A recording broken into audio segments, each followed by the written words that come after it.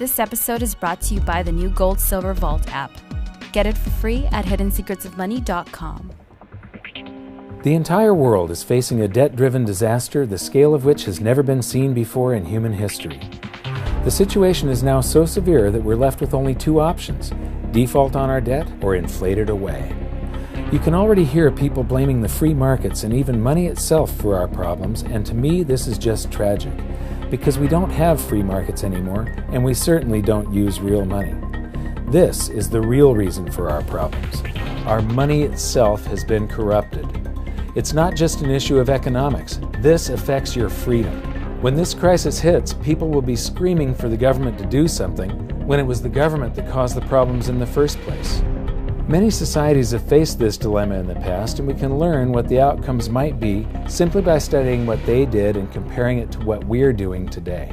So while I was in Germany, I decided to stop by one of my favorite museums and take you on a kind of crash course of the history of real money, how it evolved, and the twin dangers that arise when money is corrupted.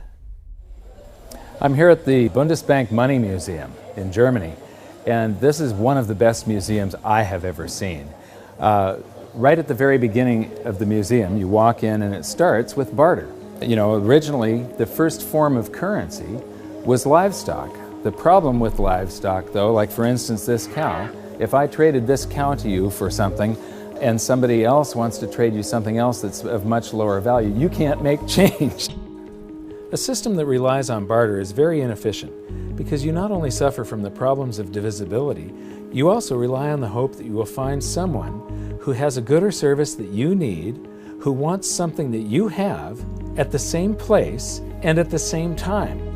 In economics, this is called the coincidence of wants. Now add the fact that most goods have a shelf life before they perish, and you can see why barter systems held mankind back for so long. So what was it that solved the coincidence of wants and propelled us out of the Stone Age and into space? It was the invention of money. Money is not evil. It is a magnificent tool that allows us to trade our specialized skills and to store our economic energy. Without it, we'd be struggling to feed ourselves each day, and our average lifespan would still be 30. In episode 1, we learned that real money has to fulfill certain properties in order to function. But 2,600 years after its emergence, people still confuse money with currency, even the so-called experts. So they've got here some of the things about what money is. The first example here is money is whatever goes.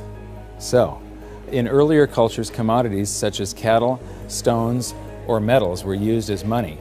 Buyers took the value of the goods on trust when making their purchase. Today, too, money is a question of confidence. So the currency, today isn't money. Today we're using currency. But the only reason it has any purchasing power whatsoever is because yesterday your experience was that it purchased something. So you have faith that it's going to purchase something tomorrow. Otherwise, it has no value. Whatever form it takes, reliable money has two characteristics. It is genuine and it is stable. People can rely on its value. Well, you know, what fiat currency around the planet has maintained its value? They all fall in value. So right away you can see the difference. They're talking about currency here.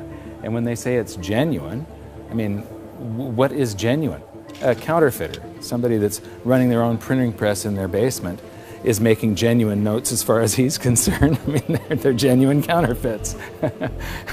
These things that just come off of a printing press, well, yeah, it's a genuine lie from a central bank or a government that you've got something that's going to store value for you, because it doesn't over long periods of time. It loses value.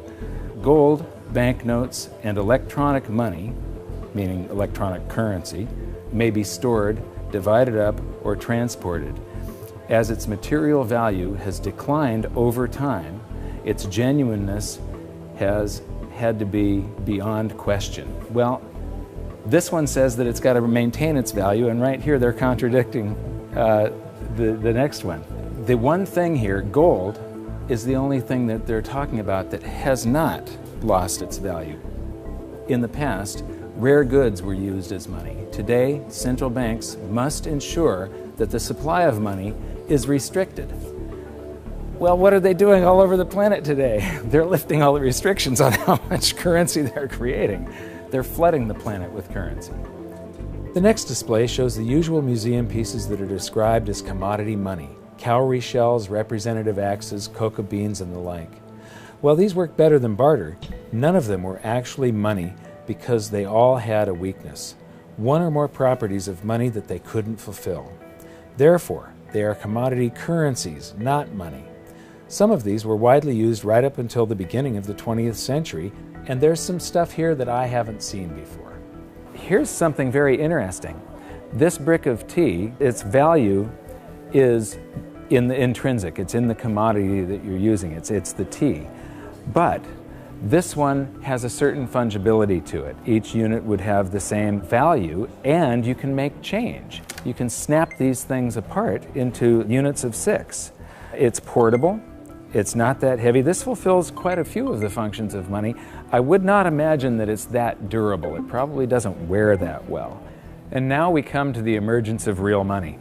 Here we have little pieces of metal, just little pieces that have been broken off of bars or something that was cast, other little blobs of metal that were traded as a currency. You know, they had purchasing power, they had an intrinsic value, but they still weren't fungible, which means interchangeable. Every one of them had a different value.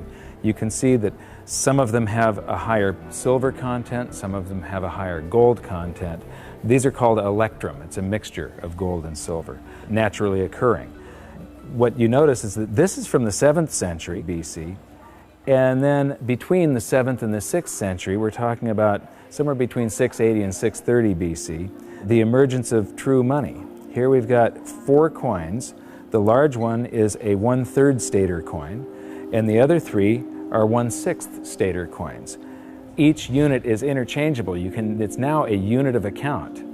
You can take so many of these in trade for so many of loaves of bread, and you don't have to break out your little scale and weigh them any longer. With the little chunks of metal, you had to weigh every transaction that was going on. You had to weigh whatever your payment was and then take a guess as to what the purity was. Here you have some standards that were set by mints and guaranteed by those mints. These are a unit of account. They're fungible. Every one of them is interchangeable. They're portable, they're durable in your pocket over long periods of time. They're divisible, you can make change. You can see there's a 1/3 stater and 1/6 staters. And they're a store of value over long periods of time. These still have purchasing power today, 2,600 years after they were made.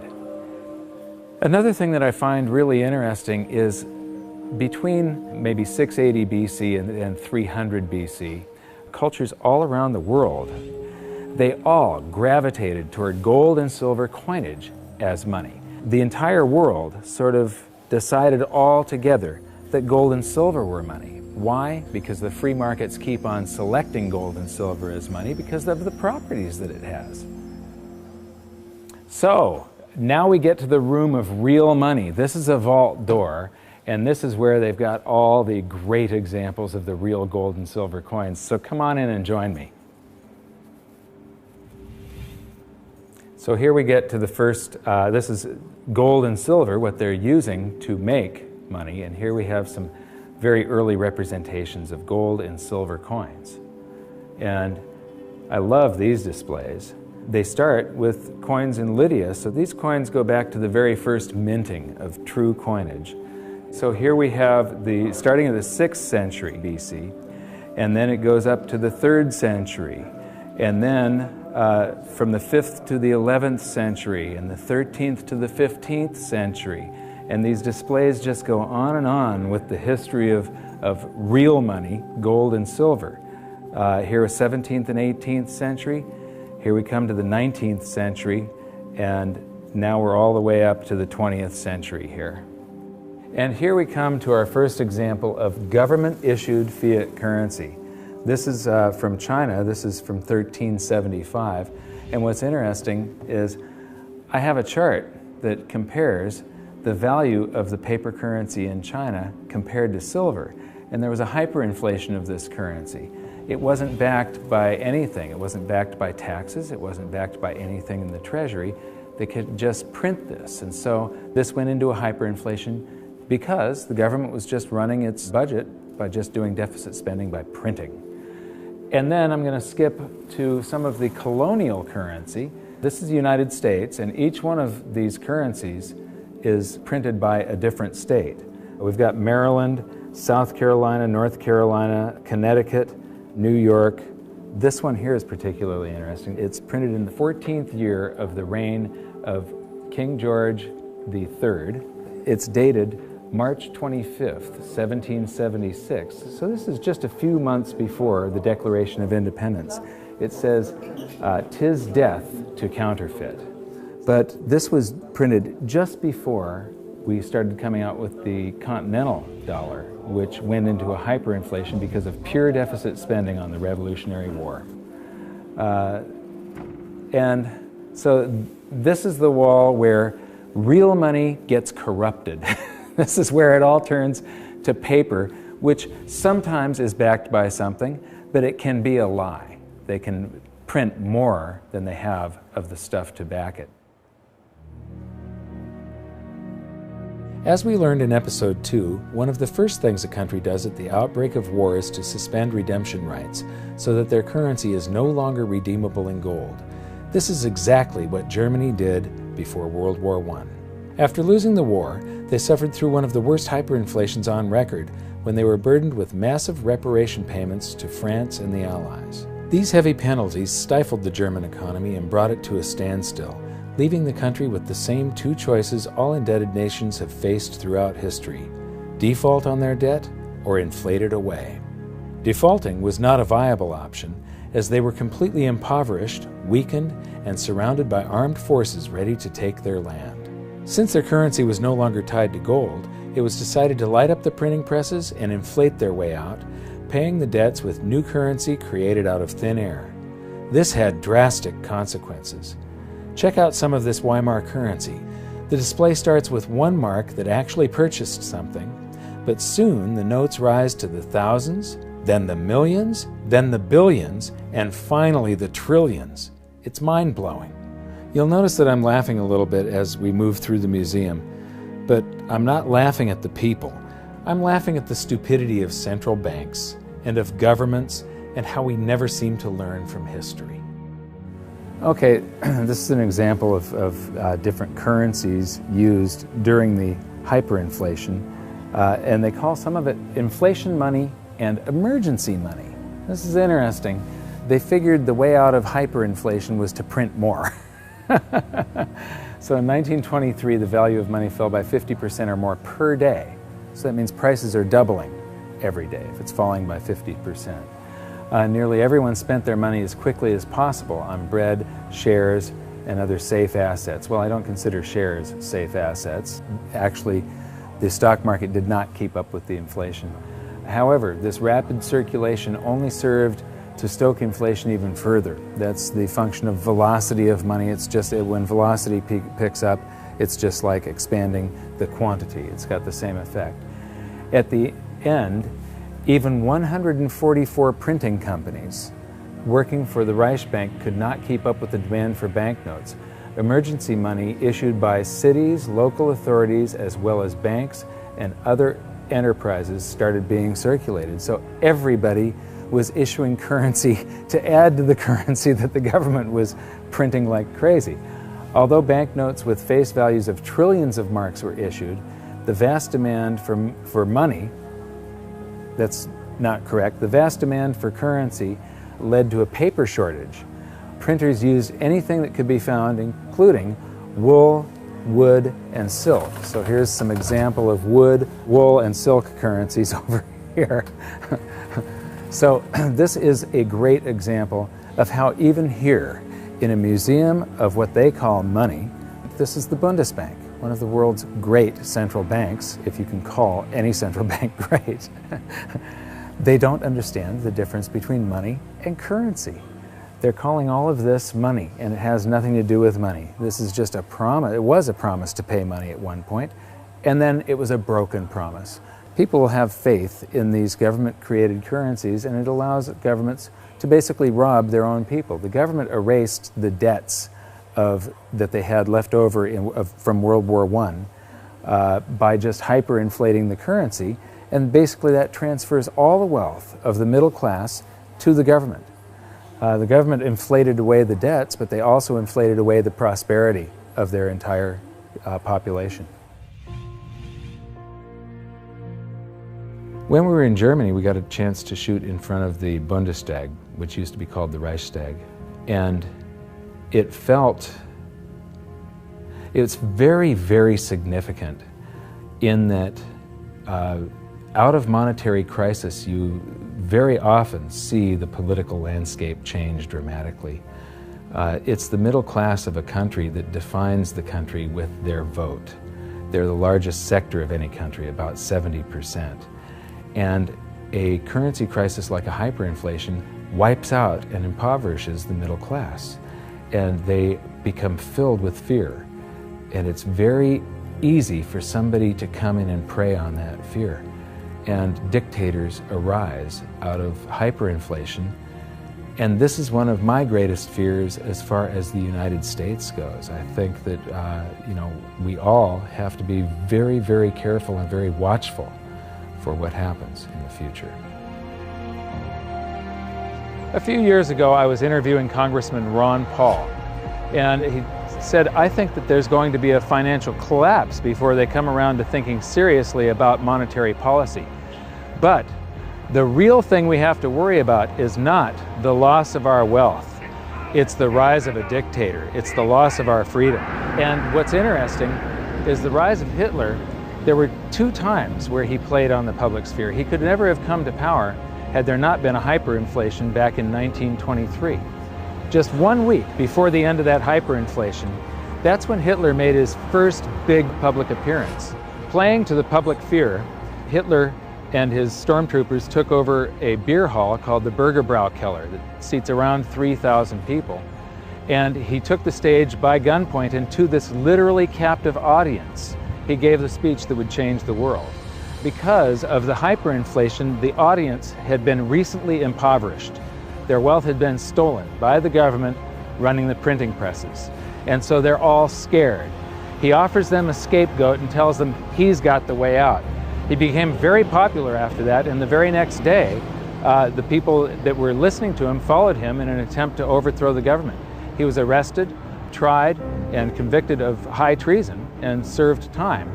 While he was in jail, he was provided with a private secretary, Rudolf Hess, and he actually wrote about half of Mein Kampf while he was serving time. But once the economy started to recover, Hitler lost that leverage, that power. He could no longer play on the fear of the public once the economic situation had changed. By the middle of the Roaring '20s, he had become a joke. The Nazi Party had gone to less than 2% of the vote. Then along came the Great Depression, and Hitler seized this opportunity again. He was the first politician to actually campaign by aircraft, hitting multiple cities in a single day. And the Nazi Party went from 2% of the vote to the second largest party in Germany. So playing on the public sphere, Hitler was able to take away the rights of Germans. He was able to, all these guaranteed rights in the Weimar Constitution, private property rights, the right to assemble, public assembly, the right to privacy in the mail, the telephone system. He just took away all of their rights and seized power. So these are some of the things that we have to be concerned about and be very mindful of. Economic crisis very often leads to the rise of a dictator. Yeah, the fact that this was just 70 to 80 years ago, basically there are still people alive today that experienced this, but enough of them have died off to where the warnings fall on deaf ears. Berlin is a great example of another massive danger to individual freedom that economic crisis can bring, the swing from capitalism to collectivism. After World War II, the city was basically divided in half, the West being capitalist and the East communist. Germany was reunified in 1990, but even this short period of separation showed the vastly different levels of prosperity that the two systems achieved. So this is the famous Checkpoint Charlie, and what's interesting is how quickly an economy can heal. Just 20 years ago, you would have seen a tremendous difference between the East and the West. You'd have one side that has tall buildings and is much more industrialized and new, and then one side that's very old and gray. It was one of the best examples of what a state-run society does to an economy. How the more the public relies on government, the worse the general economy gets. What happens, in capitalism, you have the greatest disparity between the poorest and the richest individuals. And there's a backlash against that. And you see this happen in waves and cycles, this cycle that goes from capitalism to collectivism. Here, the example, you had this line going right through a city, and one side of the city that was very poor, and the other side prosperous by comparison.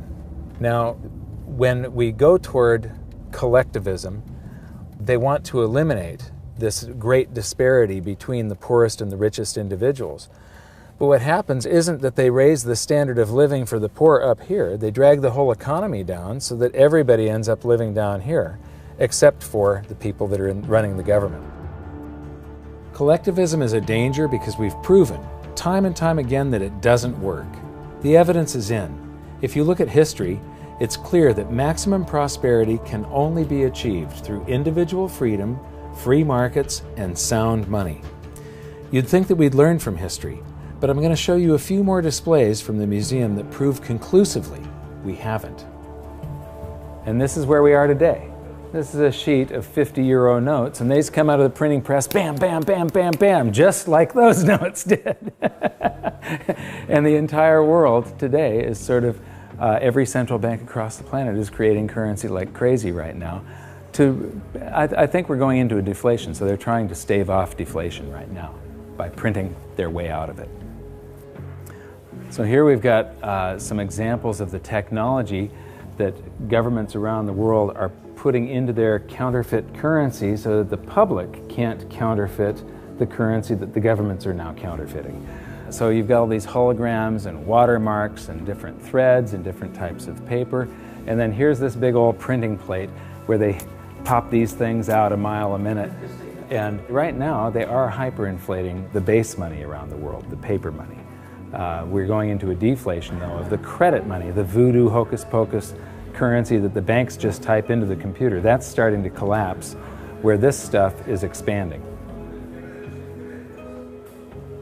So we learned in episode 4 that modern currency creation is a complete scam, but a whole lot of people had trouble believing that it could be true. The European Central Bank has this awesome display that shows you exactly how it's done, and it's basically the same as our episode 4. So here's a quick recap thanks to the ECB. Basically, the central bank and the Treasury swap IOUs. The central bank writes a check and the Treasury issues a Treasury bond, which is an IOU, and that creates currency, and then it gets, somebody is paid, it gets deposited into a bank account, and 1,000 marks, they withhold 10%. So right here, they're already telling you that his bank account is a lie. He deposited 1,000 in it. They only withhold 100 in case he wants some of that. And then they loan out 900, which then she buys something from this guy, he deposits the 900. They borrow 90% of that and leave just 10% on deposit for him.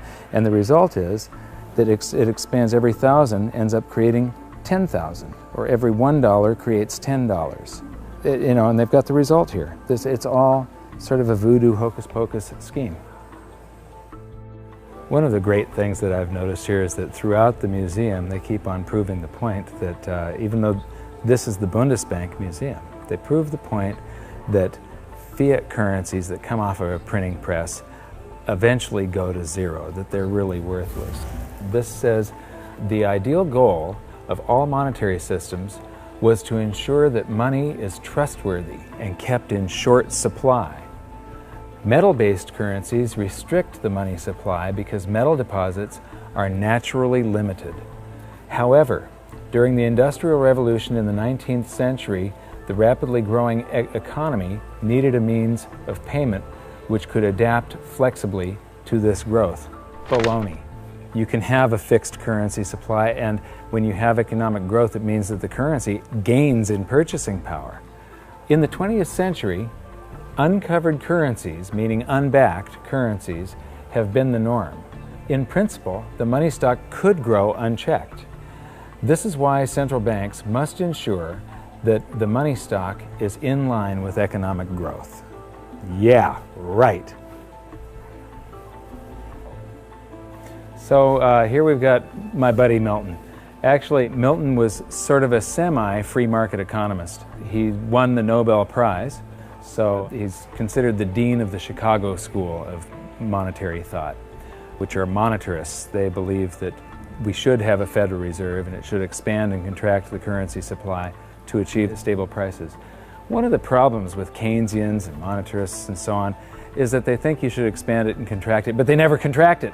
They just, Keynesian, you're supposed to spend when the economy is bad, the government's supposed to spend and stimulate, and then withdraw currency from circulation to keep us from going into a bubble caused by the expansion of credit and the spending that they did during the bad portion of the economy. So they take this rubber band and they stretch it, and it's supposed to come back, but they never do that. They just keep on stretching it to infinity. And here we are, right now, where we are in the world is that rubber band is about to snap with every currency on the planet. And so I'm instability, I'm in deflation, inflation. Let me see, I'm going to cause a hyperinflation. Oh, it just went off the inflation scale. I guess I did cause a hyperinflation. Oops. And now the whole thing is collapsing. This game of inflation and deflation has never worked. Right now we're on the precipice of the whole system collapsing, and just like the game, our monetary system will reset. This is where the twin dangers we learned about may rear their ugly heads, so it's up to all of us to learn from history. I mentioned earlier that it was the invention of money that allowed humans to prosper and rise out of the Stone Age. But money is only part of the equation. What use is money if you don't have freedom? So what's going to happen? Will we default or inflate our way out of the mess we're in? Since 2005, I've been stating publicly, and I also wrote in my book, that I believe we're headed toward a series of events involving a short-term deflation followed by a big inflation or hyperinflation.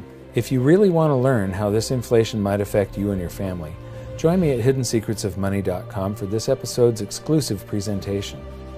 It's a special video that shows where I believe we are on this economic roller coaster of a ride and how I think it'll play out. So for now, what can you do? 1. Share this video on social media and subscribe to our YouTube channel. 2. Educate yourself by watching the rest of this series. And 3. Take action to protect yourself and your family. Learn what you can do at hiddensecretsofmoney.com. I'll see you there.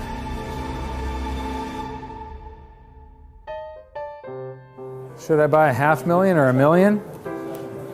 Let me see how much. This is not going to travel well in the suitcase, but it would be good to have €1 million, wouldn't it? Tough decision. So, okay, I'm going to buy €250,000. So here's €50 for your €250,000. And yeah. And I get change back. This is about €8 to buy €250,000.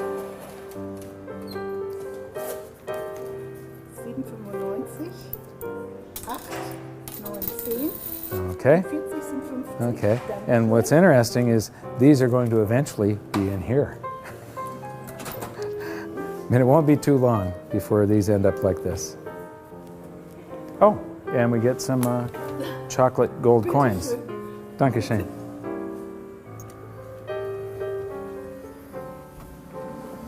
So that's our tour of one of the best monetary museums I've seen so far. But what amazes me is that they still just don't get it. This episode was brought to you by the new Gold Silver Vault app. Get the latest silver and gold prices, news, videos, and track your holdings using the virtual vault feature all in the palm of your hand. Get it for free at hiddensecretsofmoney.com.